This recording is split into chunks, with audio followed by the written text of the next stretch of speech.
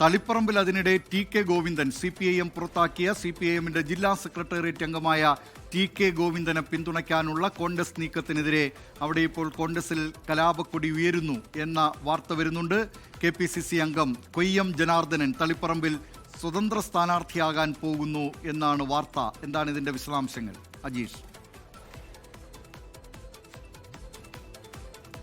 ദിലീപ് കുമാർ, ഈ തളിപ്പറമ്പിലും പയ്യന്നൂരിലും ഈ CPM വിട്ട് പുറത്തു വന്നവരെ പിന്തുണയ്ക്കാനുള്ള UDFന്റെ നീക്കത്തിനെതിരെ നേരത്തെ തന്നെ പാർട്ടിക്കകത്ത് കോൺഗ്രസിനകത്ത് വലിയ പ്രതിഷേധമുണ്ടായിരുന്നു. യൂത്ത് കോൺഗ്രസ് അടക്കം പരസ്യമായി തന്നെ രംഗത്ത് വരികയുണ്ടായിരുന്നു.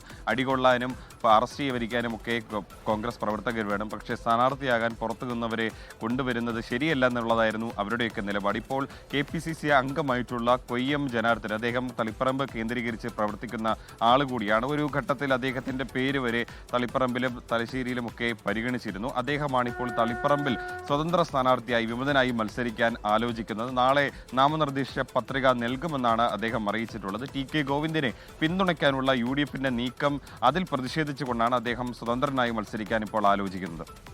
ലോകത്തെവിടെയായാലും ഏത് സമയത്തും 24 വാർത്തകളും ഓഗ്മെന്റഡ് റിയാലിറ്റി പാക്കേജുകളും എക്സ്പ്ലെയിനറുകളും വിശദമായി കാണാൻ ഞങ്ങളുടെ YouTube ചാനൽ നിങ്ങൾക്ക് സബ്സ്ക്രൈബ് ചെയ്യാം.